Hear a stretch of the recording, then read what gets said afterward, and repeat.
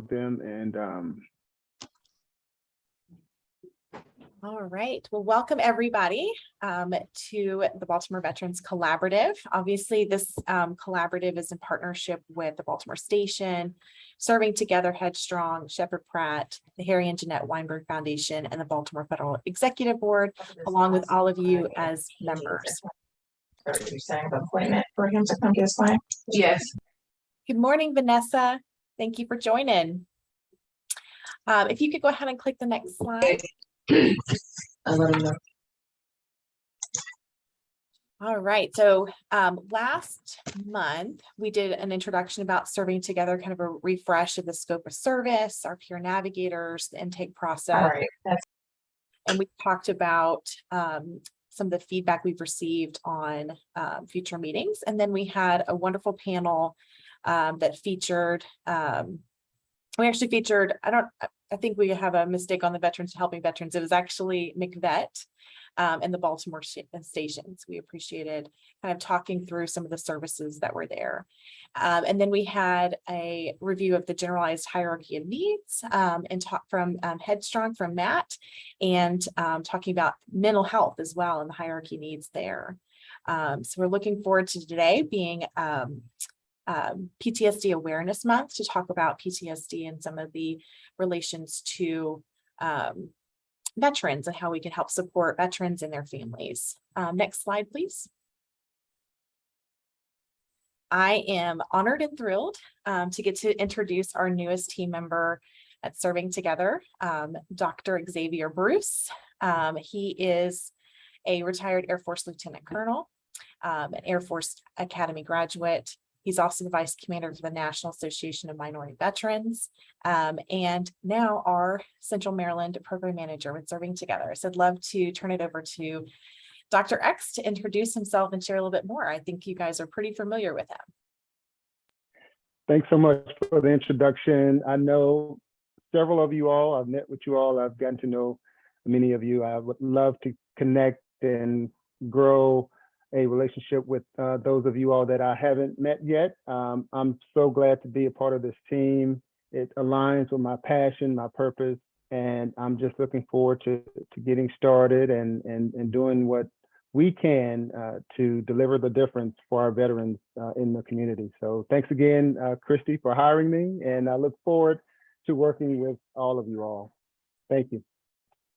Awesome. And Dr. X will be taking kind of the lead on helping to facilitate these meetings, but obviously these meetings are about you guys and the work that you're doing to help the military and veteran community. So he'll be looking for feedback from you and obviously working with the individuals that are kind of helping to lead up these meetings to move the needle forward in terms of getting speakers and topics and things that you guys want to see to help our military and veteran population within Baltimore. Next slide, please. All right, so we're going to do a quick meet and greet activity. We're going to go out into breakout rooms, and we want to have you guys have an opportunity to introduce yourselves, meet some of the other members of the community. And the questions that we have for you guys are, what are your plans for this summer? Or what are you most looking forward to about this summer? So I'm going to go ahead and pause the recording, and then I'm going to get you guys separated out. So bear with me for just a minute.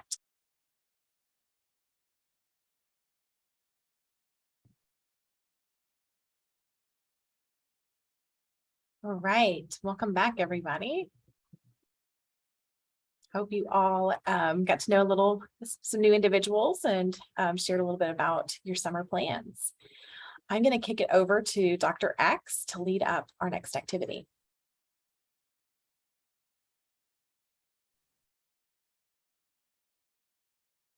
Oh, I think you're on mute.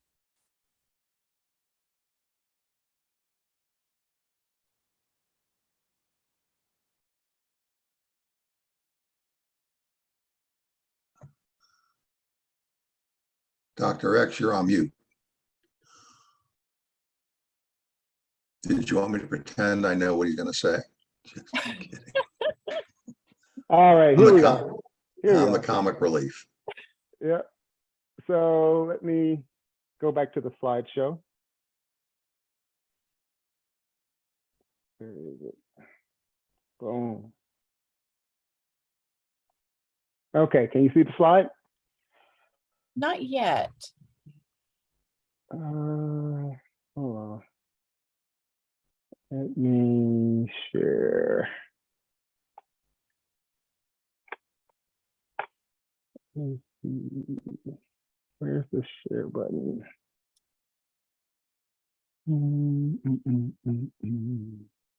Okay, share. And okay. How about now? Perfect. Yeah. Okay. All right, so here's the waterfall question. When you hear PTSD, what do you think? What comes to mind? Waterfall is a point in a river, and water flows over a vertical drop or a series of steep drops. So in the next few seconds, about 30 seconds, type in your response, but don't hit the send button yet. And when I say go, please hit enter so that your questions or your remarks show up in the chat pod.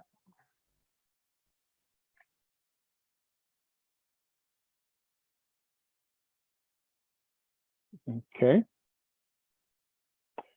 So 5, 4, 3, 2, 1, go.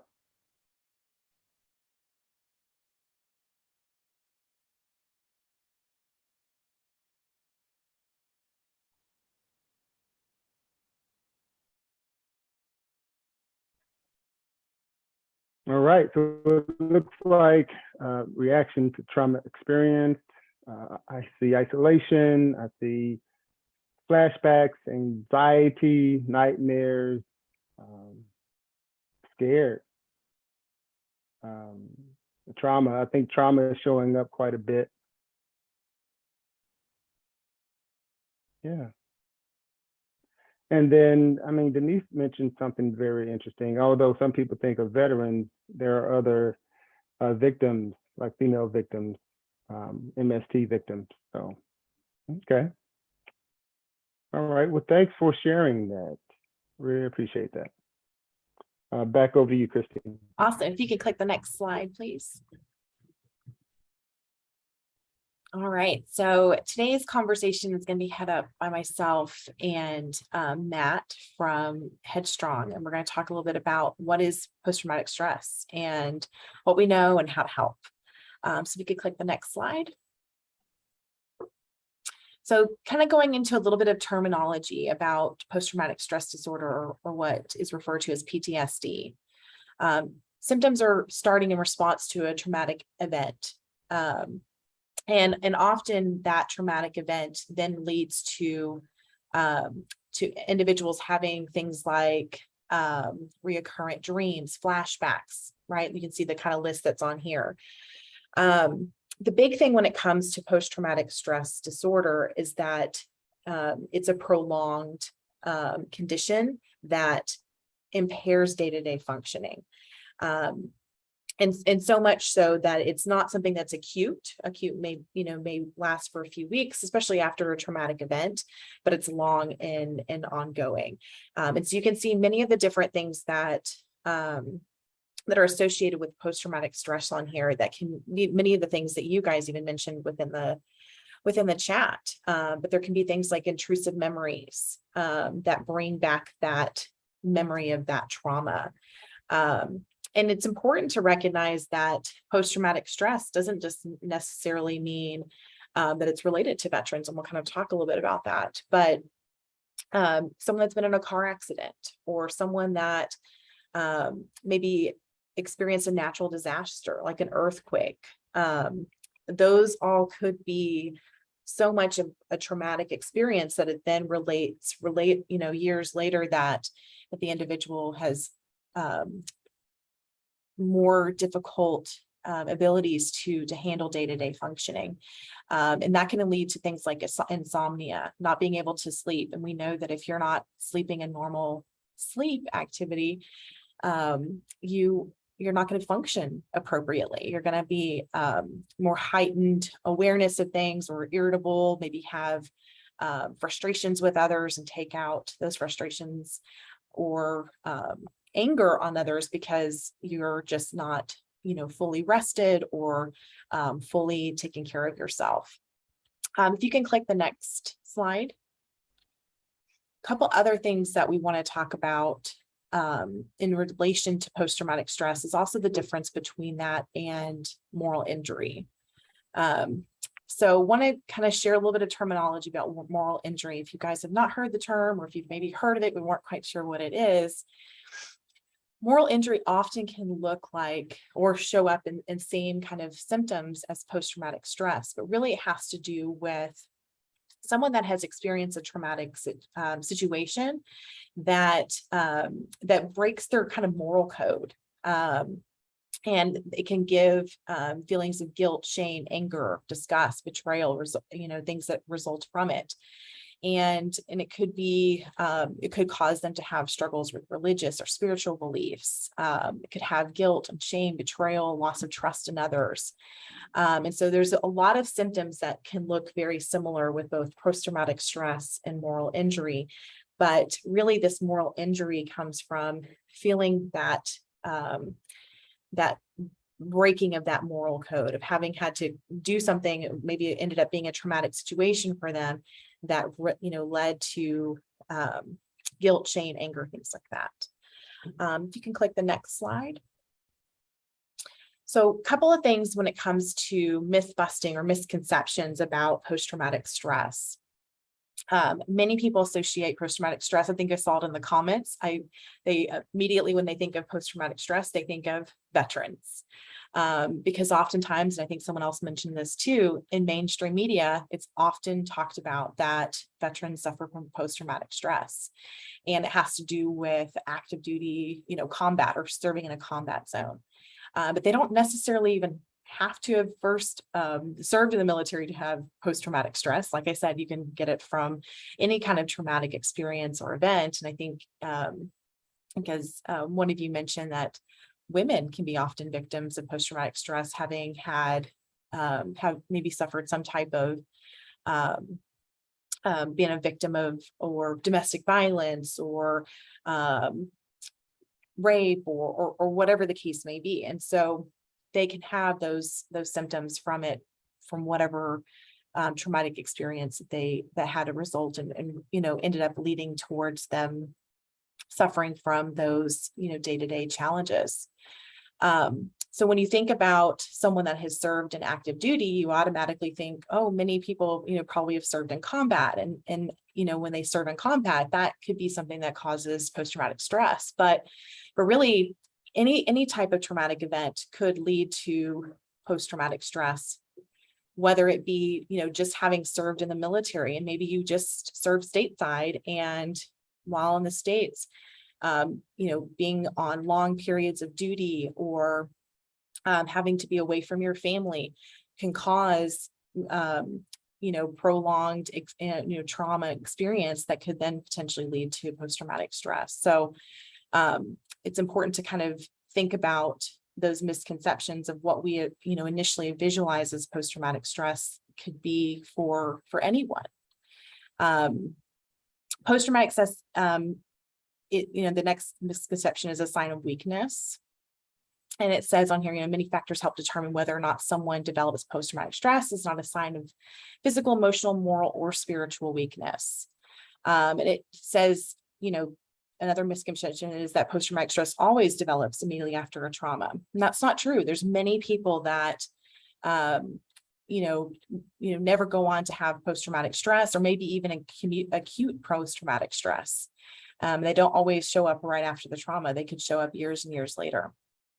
The last one here says someone with PTSD can't function in the world or live a fulfilling life. And again, that's not true. There's many services and resources that can help people be able to return to wellness, be able to function, be able to thrive, and be able to work through any of those symptoms through treatment. Again, not everybody's treatment's the same, and we'll kind of talk a little bit about some of the resources that are available. Next slide.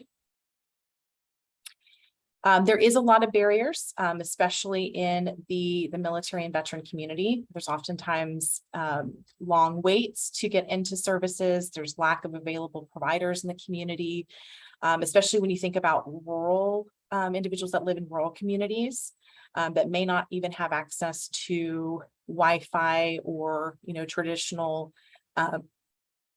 even cell phone services, things like that you would think most individuals have access to, not necessarily. So it can make it difficult for people to even do virtual support or have the providers that they need in their community to support them.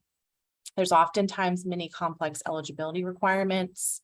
Another cost could be like financial burden. Some services could be very costly. And then, of course, we know that overall stigma of mental illness and mental wellness are massive, especially in the military and veteran community.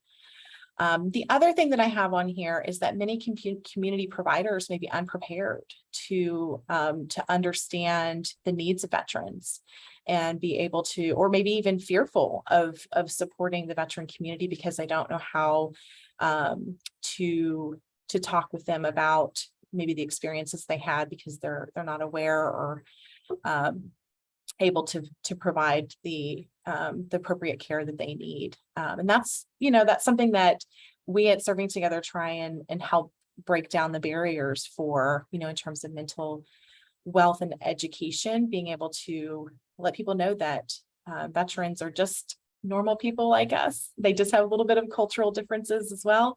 And they can be, not something that's scary to take on and be able to help support. So there's a lot of different training opportunities out there to help those providers become more culturally aware and how to support the military and veteran community.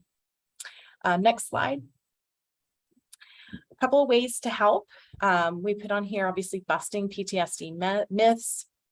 Non-judgmentally listening to others. Don't assume anything about them. I think like I said, if you immediately are talking to someone and you, automatically say something like, you're a soldier, you served in the Army. I mean, that's not necessarily true, right? We have 6 different branches of the armed forces. People could have served in different branches and they have different terminologies.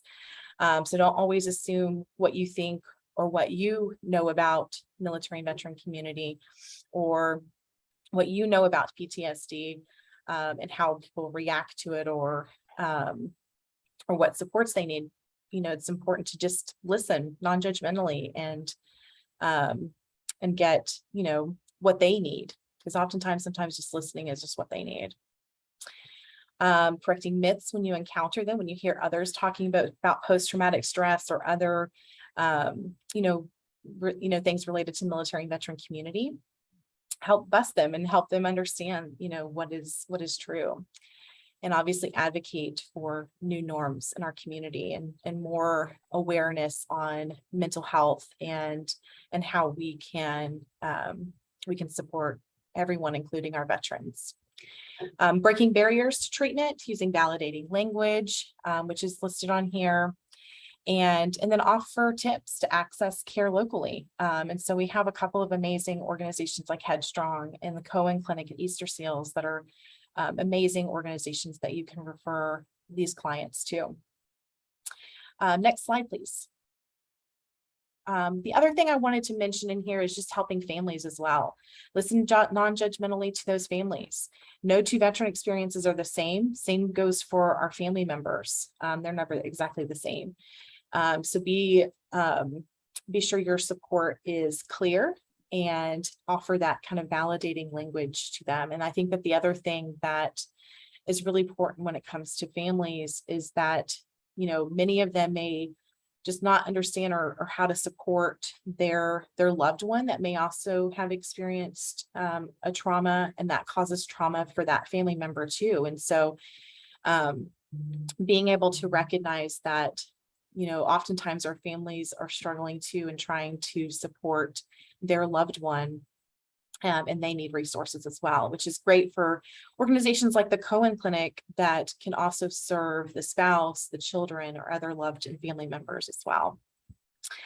So with that, I'm going to turn it over to Matt to really share more about Headstrong and the work that they do in relation to this. So take it over, Matt.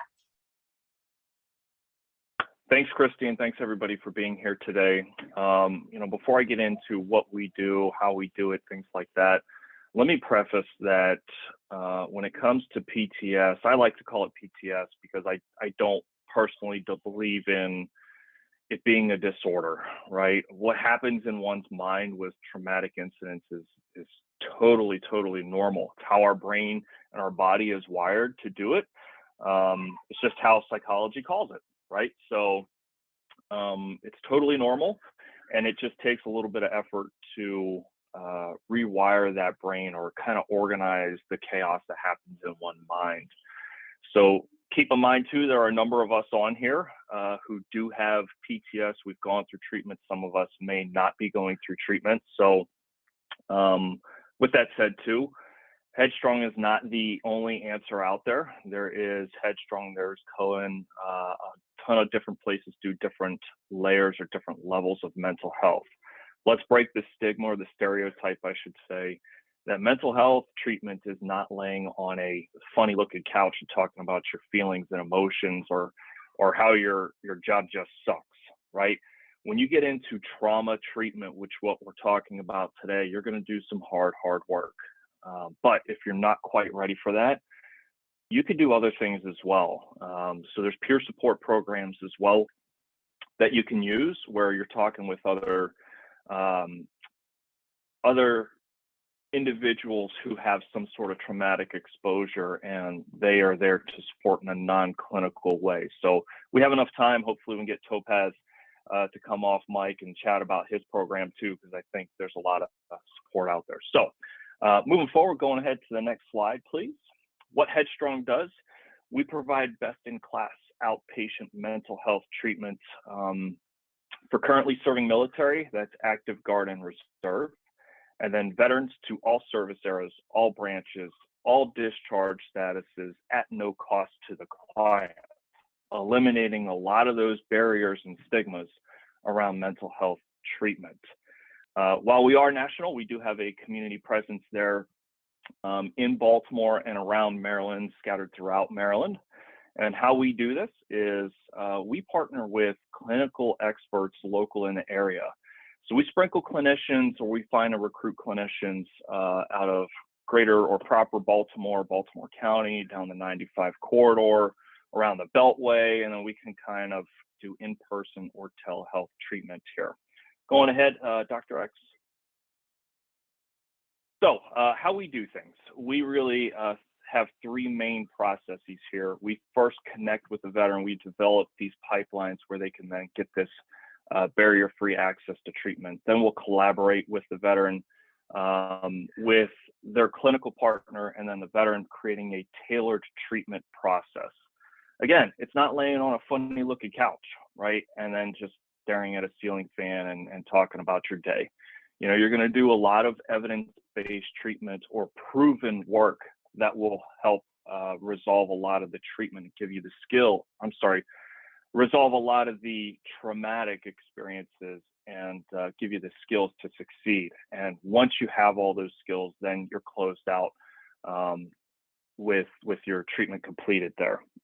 With that said though too, trauma is so complex, super messy as well. It literally integrates and affects all areas and facets of one's life. Whether it is combat exposure, sexual assault, bad car accidents, anything like that. So it always is complex. So should you even have a re-traumatizing incident, you know, we're always here to support after you're even closed. So once the doors or once the treatment is completed, it doesn't mean it's done for good. Going ahead to the next one, Dr. X. So what we do, how we do it. So trauma is super messy, as I was mentioning. And I see the letters here are a little dark to see, but you know, I'll kind of explain it here. So trauma is really treated with 3 evidence-based treatments, or EBTs, through Headstrong. One is prolonged exposure, or PE. The second one is cognitive processing therapy or CPT, and then the third is EMDR, eye movement desensitization reprocessing, all of which bring the different strokes to different folks, very real for many different individuals. So how you use each one interfaces and works with individual clients. So really, there's no cookie cutter design that will work for every single client. And that's what makes Headstrong a little unique. And that's what makes many clinical providers so different in the realm. As much as I would love to say Headstrong is the only answer, it is not. It is not. As much as I'd love to say Cone is the only answer or peer support groups, it's not. We all have to know our limitations here, which makes this collaborative super, super valuable. Let's stay within our limitations to do our expertise and then refer out or connect to the next organization where they are the experts in that industry there. So when it comes to trauma, what we really focus in on is PTS, whether it's diagnosed or not diagnosed, military sexual trauma or sexual trauma after the military, where it maybe reminded you of something in your military life, adjustment disorders or issues. And then there's a lot of things too that come into play with trauma where you have co-occurring issues, where maybe you are dealing with dual diagnosis or drug and alcohol issues or neurological issues that we can work on as well. So where can trauma come from? And this is something that kind of can get really, really sticky in the mental health realm, as many organizations work with one traumatic incident from military service, but trauma can literally come from anywhere. So it's prior service or adverse childhood events. We'll work on those. During military service, whether it's combat, not combat, you can have an abusive childhood, get into the military, and then you're getting screamed at in basic training, and boom, that switches you right then and there, where you can now officially have this high level of anxiety. And then post-military service, such as the Afghanistan withdrawal, re-traumatized a ton of global war on terrorism veterans. What's happening in Ukraine right now, re-traumatizing a lot of veterans, or unfortunately, let's say sexual assault of some nature, or another fellow veteran suicide. So yeah, with that said, all those issues and layers can be very traumatizing to the individual. So what that means, there's a couple things in Headstrong's model that are not a good fit for our model, because what we do is so deep and so involved. There's three areas that is not a good fit, and we want to be transparent with that too. One is anybody who's actively homeless. When somebody's actively homeless, there's too many distractions to get into the level of quality of work that we do around trauma. And honestly, in a clinical realm, it's not recommended to do that type of work at the same time as being homeless. Once they're stabilized, then you can get into doing good clinical mental health work. Second area, anybody who needs multiple sessions every single week, and that's what we call intensive outpatient programming, where ours is outpatient like once a week or every other week. There's nothing wrong with IOPs, it's just not our model. And in fact, some individuals, veteran or not, who have PTS, they prefer an IOP because it's really like a trauma crash course. So it really boils down to different strokes for different folks. Then the third area, anybody who's actively psychotic or suicidal, they need to be in a hospital. First responders need to be involved for the life-saving measures of themselves or those around them. So go on ahead, please, Dr. X, to the next slide. So clinical network here. While Headstrong is national, we have a heavy presence in 13 states. That's highlighted here in the dark orange states. Clinical licensing, because our clinical partners nationwide are licensed in multiple states. Right now, we have clinical licensing in 39 of the 50 states of the union. So really, we could serve people in 39 of the 50 states. This year as well, we are expanding to have a heavy community presence in Florida, Massachusetts, Oregon, and Idaho. And by the end of 2025, we have plans in place to have community presence in all 50 states of the union. So if you know somebody and we're not there yet, hang on, we're coming, and we're coming fast. So with that said, clinical partners are so important, where we believe that our clinical partners have to have three main expertise and additional expertises after that. So the three main ones, they have to be individually licensed, which means they have been around the game for a while and they know exactly what they're doing with the line of work of trauma. You're not getting somebody who's brand new and they're just going to say, well, tell me about your feelings, or how did it make you feel when you're talking about the worst day of your life? Second area, they have to have military cultural competency.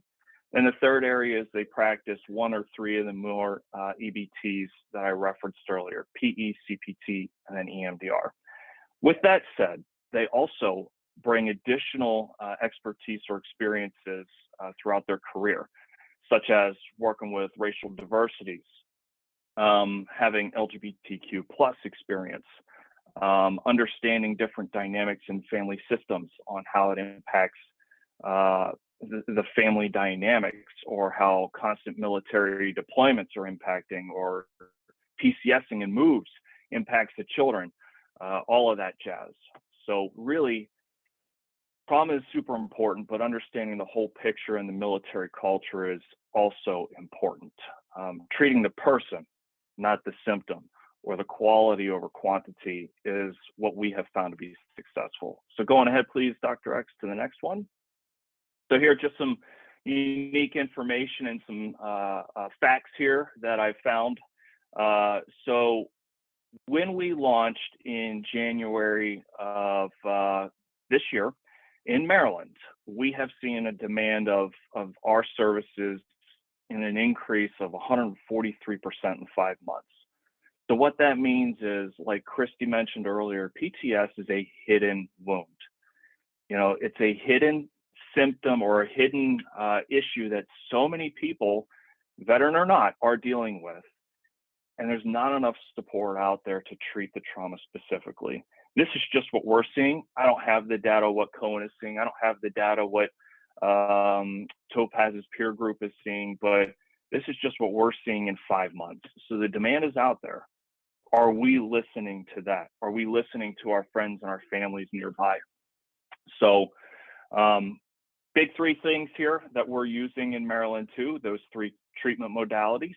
In the biggest demand, we're seeing CPT, cognitive processing, coming first, then EMDR, and then PE is last. So each one is a little different in its delivery. And this is really for education here, but prolonged exposure is where you bring somebody back to a traumatic incident and you work with them through continued exposure. Time after time after time, it creates this numbing effect, and then they usually tie in CBT where you kind of start changing some processes there as well.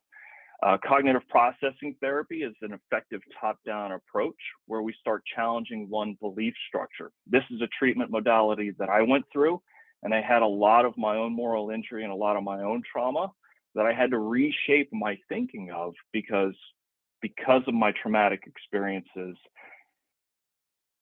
How I perceived the world was messed up. It was disorganized. So this was helpful to rearrange my thought processes. Then EMDR, you don't do a lot of the traumatic talk. They'll bring you just close enough to where you're starting to feel the anxiety and things, but then you do brain functioning reprogramming. Honestly, I don't understand the exact science of it, but it has something to do with how your brain works and how it reorganizes through your eye movements or your tapping measures in your hands, and then it kind of helps reorganize your neurons in your brain. So just want to highlight too, while we focus in on the trauma treatment specifically, almost every single session that we are seeing, which is about 175 sessions a month, additional modalities are being used. In other words, cognitive behavioral therapy, somatic approaches, which is bringing in how one's whole body is affected. Family systems work is being done. Again, bringing back tailored treatment or multiple expertises being tied into one session to really bring that quality over quantity. And then, of course, just some interesting info there too. 2 out of 3 all sessions being delivered is being done via telehealth. Honestly, we don't know why that is still.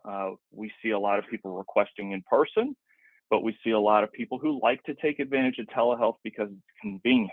And with the cost of gas right now, they don't have to drive, so they really like telehealth. Big thing here too.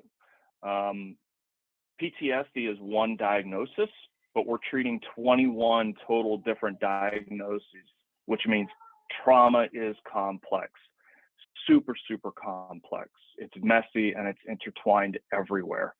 So please don't feel that somebody's crazy or they're broken or things are just chaotic because they have PTS.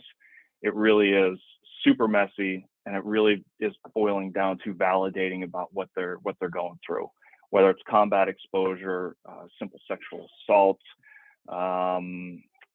civilian related, military related, doesn't matter.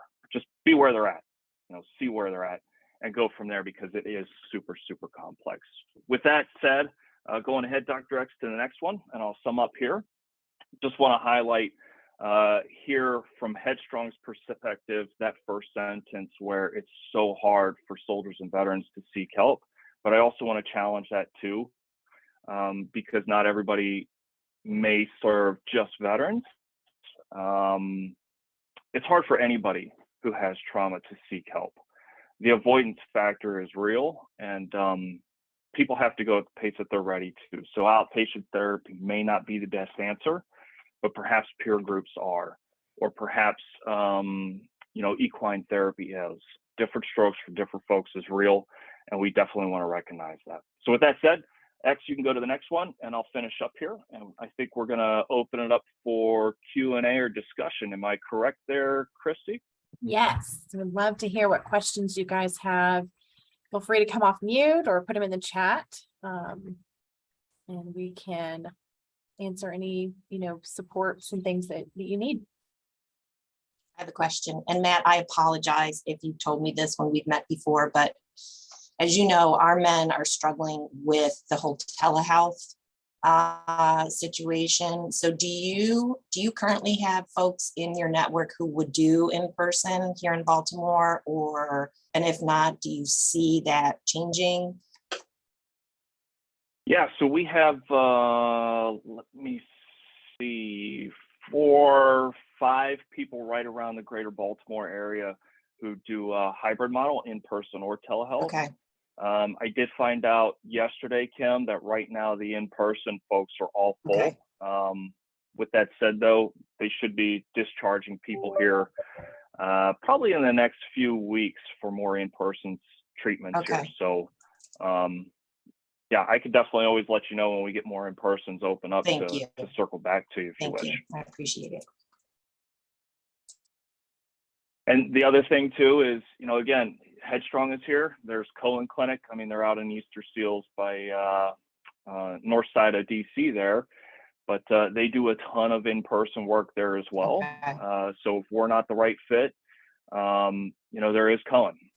Okay. Or if we want to talk with different peer groups, we could try those things. If people are interested, they want to get started, let's find something they can get moving forward with. Again, this is about PTS. It's not about just Headstrong. This is about mental health. It's not just Headstrong. It's about the whole community as a whole. No, thank you. I really appreciate that information, and I'm going to share it this afternoon. And Kim, there's additional resources that we can help connect to if you're looking for in-person support. I believe Gen Psych has recently started adults services, and there is a few other ones that are kind of rattling through my mind. So okay, Well, thank you. I would suggest we not forget that the VA Vet Center program absolutely is also available. So again, we have the VA Medical Center in Baltimore and other places. So our biggest concern has to be, do we have enough professionals to handle the traffic if we start promoting and marketing? Right. And Stan, I can tell you, so I get to see half the country, half the country veteran spaces all throughout. And the demand for this is exceeding the supply everywhere you go. I'm not kidding. There literally are not enough clinicians to find, where we are coming up with creative ways to even develop clinicians to meet this need as well. But yeah, the VA, vet centers, us, Cohen, other nonprofits, they're literally, with all of us combined, is not enough out there to meet the true demand, whether that's combat or civilian trauma. Unfortunately, society as a whole just ignores it too often. And, it has severe consequences with things too. Right. And at the same time, we haven't talked about the active military. For example, when you're at a Fort Meade and or Aberdeen Proving Grounds or others, we have 10 military installations. A lot of times they are having challenges, but they don't have enough staff. And at the same time, their command wants to know, are you taking care of this person? Well, they're not about to tell the command they're having issues. So it's all interesting to me. Yeah, absolutely. And if I could pull in Yolanda here, Yolanda, you have some interesting information for what you see with Blue Star families. What do you guys see a lot around the families recognizing the need around mental health as well? So thank you, Matt, for the opportunity. Let me go to the annual Military Family Lifestyle Survey, which is now being conducted. It kicked off on the 23rd of May. It runs through July 10th. We are, assessing that survey, and information will be sent out on February and March. But the top 3 takeaways from the 2021 survey showed time away was one, financial readiness, and then the third one was mental health challenges, primarily in the adolescent range. But let's just go back to time away also created stresses. What I am trying to do with Mallory Lassett Stephen A. Cohen Clinic, not Serving Together. We're going to have a caregiver support group, and what we will likely do is also reach out to Serving Together in order to get a mental health first aid training. That's what I'm hearing as I go around, and I'm getting this information really organically at coffee connections and different things that we're hosting, where I'm just listening to people and talking to people. So does that help, Matt? Yeah. And I kind of set you up there because what we see too is a lot of military members join the military to escape something from their childhood. Unfortunately, at times there can be trauma there, and a big influence on service members is their families. So there's no coincidence here that mental health is big with Blue Star families and what they're seeing. So it really boils down to listening and then being there present. Topaz, if you're available, brother, can you kind of talk about peer supports and how they can be influential or supportive as well? Hey, Matt, thanks. Actually, I just got back to my place, so I'm not sure if you guys can see me right now. I have my phone here, but thanks. Really great discussion. Of course, Matt always hits all the high points that I like to talk about, because I'm a huge supporter of Headstrong and what you guys are doing, and I have a lot of teammates and partners who have utilized the programs and services there. So I thank you guys for what you're doing. So yeah, with NAMI Howard County, we have a veterans peer support group there that we've been running for almost a little over a year now. We meet the first Monday of every month from 6 to 7:30, and we're still virtual right now. And the reason why we're still remaining virtual is because it allows us to connect with veterans that aren't local to Howard County. So we're looking at expanding that to do both a virtual session and an in-person session, because some of the feedback we have received is people are, kind of the Zoom fatigue factor, and they just want to meet together in person. The biggest thing that we hear, the most common item we hear, is what you guys already discussed: lack of resources and the lack of ability to receive treatment or to have these conversations with clinicians or with actual because, like Matt said earlier, right, we're just people with lived experiences that are sharing our experiences and helping each other heal through that. So first Monday of every month, registration can be done through NAMI Howard County, NAMIHC.org. And we're open to everyone, all generations, all branches of service, including Space Force. You know, we welcome everyone. So Matt, thanks for the opportunity to speak. Sure thing, sure thing. And, you know, I mentioned earlier about how trauma and PTS can be super, super complex. You know, it affects the children. While Headstrong can serve children, I want to be honest with you as well. Cohen probably would be a better fit for any children who are being impacted directly for it, just out of demand and resources with things. But you have Cohen out there who can help support the children, but also coming with trauma, it may be hard for somebody to hold a job, or it may be hard for them to navigate veteran benefits. So don't always forget to serving together with their plethora of resources, you know, to help those co-occurring needs. Cynthia, see your hand. Go on ahead, ma'am, and then we'll kind of wrap it up here. Oh, perfect. Yeah, I had two questions. Maybe we won't be able to get to the second one, but the first one was I heard a couple folks mention mental health first aid and military culture. Wondering if, Christy, you can share a little bit about the type of training that Serving Together provides in their catalog of training and how people would get in touch. And I believe we had someone from Maryland's commitment to veterans as well, if they can share that. And my second question was about barriers, because Matt mentioned a couple barriers, but I see a couple people on the call that you would refer to, you know, where if you had somebody in one of those three. So wondering if anybody else has a barrier they'd like to share, and if anybody on the call can fill that gap or be that bridge. Yeah, thanks, Cynthia. Serving Together does provide mental health first aid training, and I actually have our AmeriCorps fellow, Sophia Driscoll, on the call. Sophia, do you want to share a little bit about how they get in touch with you with questions about mental health first aid? Sure.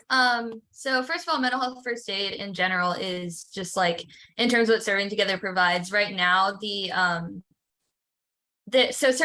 Okay, let me start again. Mental health first aid has a like module specific to veterans, but it has not been adapted virtually yet. We've been waiting on that for like 2 years apparently.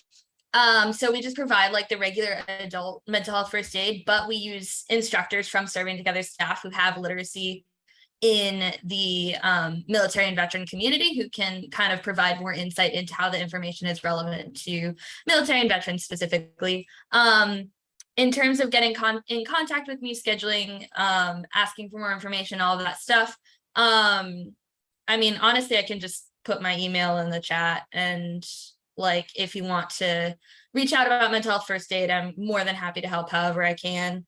Yeah, is there anything else that's important here? No, that was great, Sophia. Thank you. Yes. And you can put your email in the chat, and Sophia is our contact for setting up mental health first aids, and we're happy to provide them to the region. And we have, you know, just recently provided one to Blue Star Families. We did one to another group, Platoon 22, and recently worked with the Cohen Clinic to put one on. So we love to partner with organizations to conduct these and offer them to the region. And I'm not sure if I missed your other question, Cynthia, but I believe it was regarding barriers. Was there any other, you know, response regarding barriers that people wanted to bring up?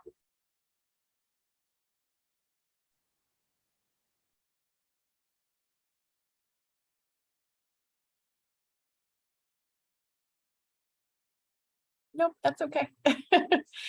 Well, I know we're getting close to the wrap up of our call. So I know we have just a few more things that I want to do before we close out. So with that, I'll turn it back over to Dr. X to lead up kind of the wrap up activities. All right. So our next waterfall question. What is one question that you wish people ask you more often?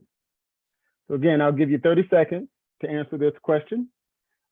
Do not hit the go button until I say so, but the question is, what is one question that you wish people asked you more often?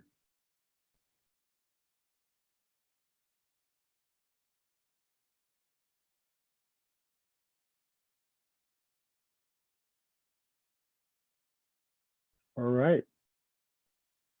5, 4, 3, 2, 1, go.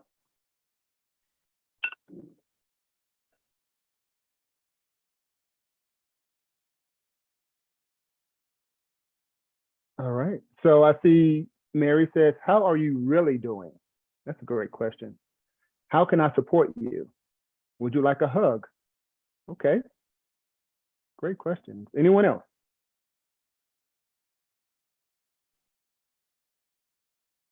I really like, how are you really doing?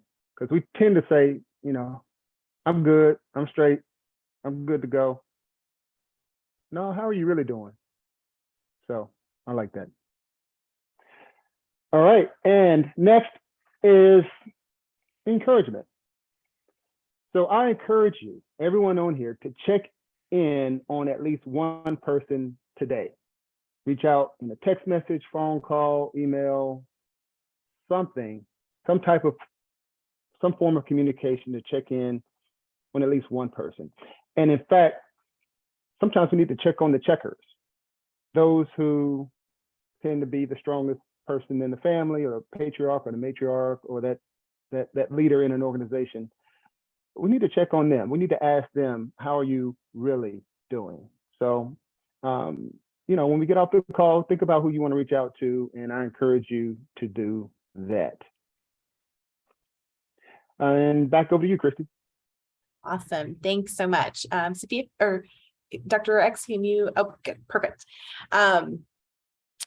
So just a quick reminder about Serving Together. I know we've talked about it a few times today, but if there's any support that we can provide, especially from the military veteran population and their families that you're serving, feel free to reach out to us at our peer navigators. We have a website that they can do a get assistance form at, or we have a phone number they can call, or email address. So that is just a quick reminder of that. And if you can click the next slide, please. We're going to do a quick poll to see how this meeting was for you. I'm going to launch that poll, and if you guys could provide us your feedback on those 3 questions, and I'll pause so you can read through them.